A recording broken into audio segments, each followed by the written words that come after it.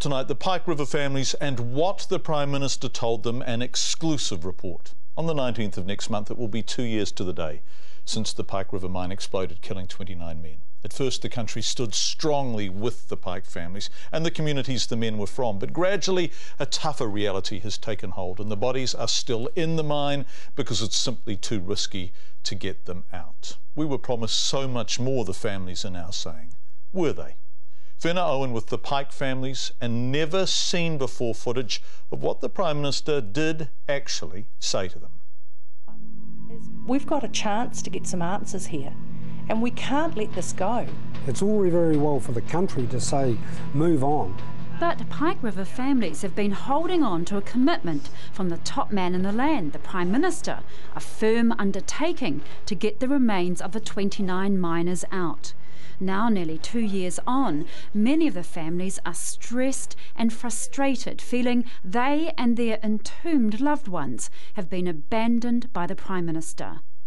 Last week, they presented to him their plan to recover the main tunnel into the mine, which could contain human remains. Johnkey's response stunned them. I was very honest with him, which is every expert I've ever had in my office has always said to me the probability of getting in the mine is very low because it's extremely dangerous. He was totally against it and it just blew me away, it really did. His apparent disinterest came as a shock because a year ago Johnkey had a private meeting with the families where he made that commitment to recover the bodies. He gave us reassurance that he was going to do the utmost in his ability to get these guys out. We met and we brought all the families into a room in Henderson, and he said to us that he was going to bring their men out. But don't just take Bernie's word for it. Campbell Live has never seen before video evidence of it. This is the Prime Minister during that visit to Greymouth just before the election. This is what he told the families. First thing is, I'm here to give you absolute reassurance we're committed to getting the boys out, and nothing's ever changed on that. So, when people try and tell you we're not, they're playing, I hate to say it, but they're playing with your emotions.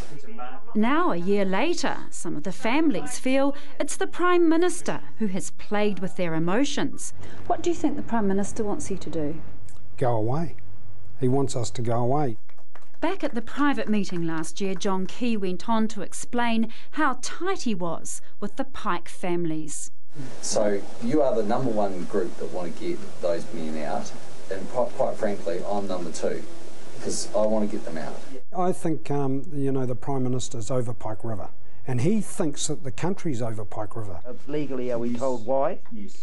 Campbell Live was at the last family meeting where members were discussing the Prime Minister's visit. Two women, one the widow of miner Milton Osborne, told us they couldn't talk to us on camera about the Prime Minister's visit because what they had to say was not broadcastable. These are the files, basically these files here all relate to work with the families. Lawyer Colin Smith works for the Pike River families for free. He understands their frustrations. He lost his nephew in the disaster. Again, families are just wondering, what is going on here? Again, it leads to mistrust and it leads to frustration in terms of the handling of this whole situation. The mine's receivers began the recovery of the tunnel up to 170 metres into the mine. It was suddenly stopped. Despite the Prime Minister's reservation about safety, the mine's new owners, Solid Energy, is working with the families on a recovery plan. Mines Rescue is also backing it.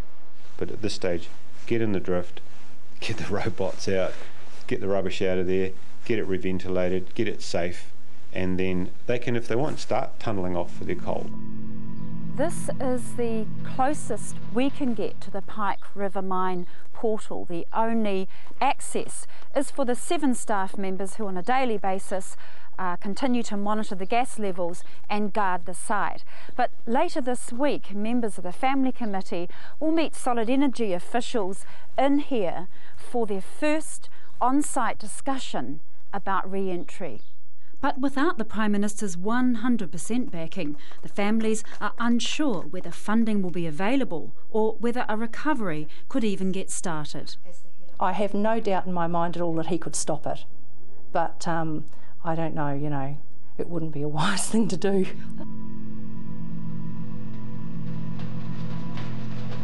Next on the agenda is the second anniversary of the Pike River Mine disaster. The Prime Minister won't be attending, just family. We're going to be bussed up to the mine site itself, and we're going to be there when the explosion happens. It's a very emotional time for me, this, and I just don't know how the country has let it go on for so long. Fiona Owen reporting. Well, of course, we asked the Prime Minister for an interview. His office told us he wasn't available to appear on our program tonight. But you have shared your feelings with on the matter with us. There is lots of feedback coming in. This is a sample of it. Sometimes we have to focus on the future and move on. I'm sure they will come up with a plan to get those men out. It's a dangerous place underground when there's been a disaster, says Andrew. Kay writes, no one has forgotten about them or the terrible tragedy that happened. However, life goes on and we don't need to be reminded of it every day. RIP those men who lost their lives. On the other hand, Kirsten says, I don't think they're forgotten, but as has been said before, Mr. and Mrs. New Zealand public can't do anything. I sincerely hope the government hasn't forgotten them. Those families deserve to get their loved ones back.